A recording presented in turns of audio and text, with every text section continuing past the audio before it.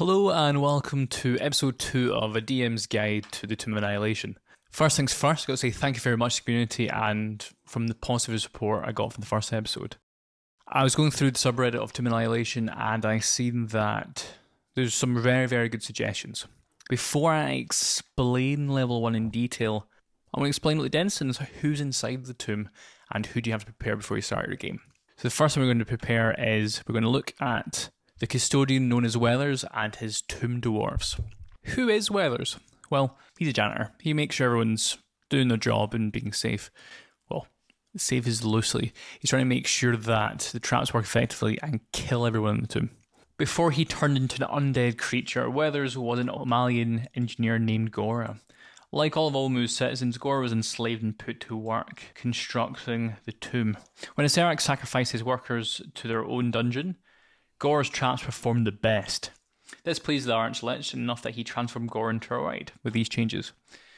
So Weathers has intelligence of 16, so Weathers is intelligent. He carries the Amulet of the Black Skull and doesn't carry a crossbow. Weathers is a Wight, however he's not combatant, he uses his spells to defend himself. He also has this right here. What is this amulet? What is the Amulet of the Black Skull? The Amulet of the Black Skull, this amulet is carved from Custodian and shaped like a screaming humanoid skull with ruby eyes and emeralds for teeth. It hangs on an iron chain necklace. When wearing this amulet, you can use an action to expend one of its charges to transport yourself and anything you're wearing and carrying to a location within 100 feet of you. The destination you choose doesn't need to be in line of sight, and it must be familiar to you, in other words, a place you've been or visited. This effect isn't subject to magical restrictions in the Tomb of the Nine Gods. This amulet is very important because if your characters kill Weathers, they can leave the tomb. So for instance, if Weathers is here, they kill him, they can go outside and take a long rest. They can teleport back inside, battle the tomb, come back in and out. It will make the tomb unbelievably easy. However, it has an effect. If you aren't undead, you must make a constitution saving throw in each of your turns, each time you use the amulet to teleport. On a failed saving throw, the Black Skull crackles as you're transformed in transit. The transformation takes effect as soon as you arrive at the destination, and is determined randomly by rolling percentile dice, consulting the Black Skull transformation table. So, Weathers, due to his intelligence, he doesn't want to die. So because of this, if he is attacked, Weathers would rather escape than be destroyed or captured, so he uses his spells to retreat if the battle goes against him, saving Wall of Fire to cut off pursuers when he flees. However, he is naturally curious about the characters, he wants to know about them. He's also fiercely loyal to Acererak. His passion for learning followed him into Undeath, granting him a rare chance to study for eternity. So we have discussed Weathers. So what is a tomb dwarf? Tomb dwarfs are found throughout the tomb and they'll do maintenance in various traps. So if a character, for instance, triggers a trap and they go for a long rest, they might come back and find some tomb dwarfs fixing what they've triggered. So what is a tomb dwarf? A tomb dwarf is a Wight, except with a couple of changes. It wields a battle axe and it has a light crossbow. What is a Wight? So let's discuss it. So the word Wight means person in the days of yore, but the name now refers to the evil undead who were once mortals driven by a dark desire and great vanity. Wight, you can see that challenge rating 3, so it's quite low challenge rating. It has 14 armor class, 45 hit points, so it's low armor class and low hit points. Why is it dangerous? Well, it's resistant to necrotic, bludgeoning, piercing with non-magical items. Quite good. So it's sunlight sensitivity, however, it will be inside, so that won't be an effect. It can make 2 attacks, but the most important thing is it can do the life drain. So with life drain, it does 5 points of damage on average, which isn't a lot. However, if you fail the DC 13 Constitution saving throw, it will permanently reduce your hit point maximum. One of the things with the Death Curse is any effects that reduce your hit point maximum will permanently reduce until the Soulmonger is destroyed.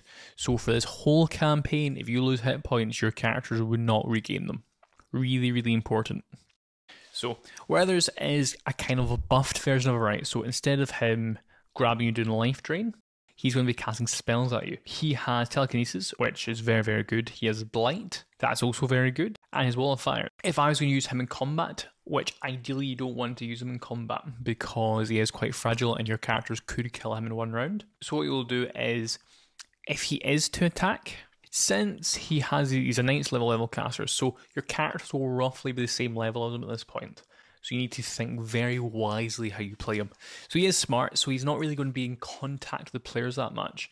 The only time I would see him attacking the players, unless he was found, is if they're tired and they're going to go for a long rest, and you can get them by surprise. However, he'll typically use his Tomb Guardians to attack. What is the Tomb Guardians then? Why are they important? So Tomb Guardians are these guys, except instead of them being naked, they have a very, very high AC. So they've been buffed to have an AC of 17. One thing with this is they are challenge rating 5, so they're actually more dangerous than the rights. So the main thing with this is they have a high hit points. They do have the armor class has been buffed. Their dexterity is low. So the main thing here is that they're big, they're hard to hit with weapons, but they're easy to hit with spells such as Fireball. So I would use these effectively to drain if you've got magic casters. So let's say you've got a sorcerer and you've got wizards who only have so many spells one day. They're used to drain resources. Your characters will get to a point where do they want to use their spells for the big bad guy at the end of the game, or are they going to use all their spells on this man right here? So we have Weathers, the Undead Custodian, who's spellcaster. So remember, he wants to stay alive. These guys don't really have a conscience. They don't think that much. So he'll be controlling these guys in the tomb. Tomb Dwarves and Tomb Guardians. So let's think, we know what they are, so let's make the combat interesting. So what you could do is you could have the Flesh Golem come in with his high AC 17, and he'll come in and all your party will fire on him. So if we look into the tomb, one of the most important things is these hallways are 5 feet apart. So your characters can't really go anywhere, so you could do some really interesting things with trapping your players. Different T-junctions, staircases. So with combat, you want to make it interesting. You want to give it different levels. You want to give lines of sight. Your characters can't shoot things they can't see. And also, you have a party if you want to try to separate the party. So we have Weathers and the Tomb Dwarves. Then we have the legendary monsters that lurk within the tomb. So we have a Beholder on level 3, and we have an Aboleth on level 5.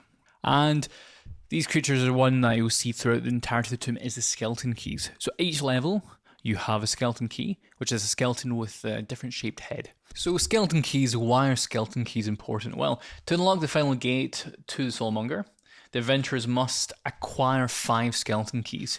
Each of the carved skull of an animated human skeleton that roams the dome. So the skeleton keys, on level 1 you have a triangle, level 2 you have a square, level 3 you have a pentagon, level 4 you have a hexagon, and level 5 you have an octagon. So you can see the gentleman right here. Skeleton key does not trigger any trap placed in a room or on the door of a tomb. You can use these as lures. You can lure characters into traps. When they're just to see your hit points or head falls, and it uses a key. They don't have a short sword or short bow, they have knives, pair of daggers, and they can walk in ceilings and walk in walls. Skeletons.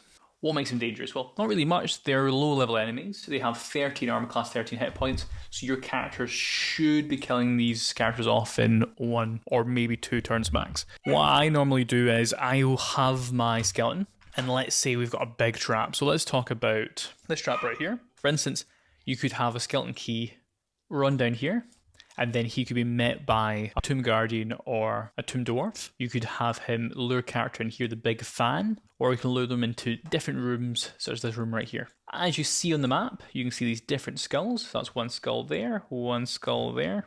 Wherever these skulls are on the map, you can place your skeleton key. So on level 1 Rotten Halls, it would be the triangle key. And remember, to make it interesting, as in with skeletons, I kind of had them play like fools, so they're making silly faces at the characters, they're jumping, running the walls, and just being teases. So the skeleton keys is one thing you probably want to foreshadow to your players early on, because you don't want your characters to do all the levels or run straight to the bottom floor, get to the door and realise, well, actually, why are the skeleton keys important? So you really need to make sure that you emphasise, like, hey, this skeleton has got a strange shape in its head. What can this head be?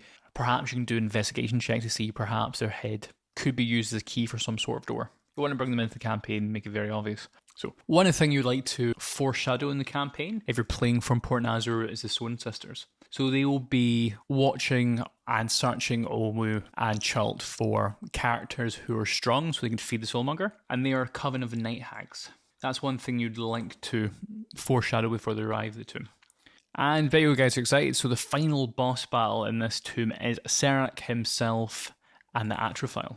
The final boss battle in the Tomb of the Nine Gods is Atropal, and once Atropal is defeated, his curator Acererak will come and fight as well. So it's a two-part battle. And remember that the whole point of this campaign is for your player characters to destroy the Soulmonger, which is right here, and this machine is feeding the Atropal souls so it can become a god of death.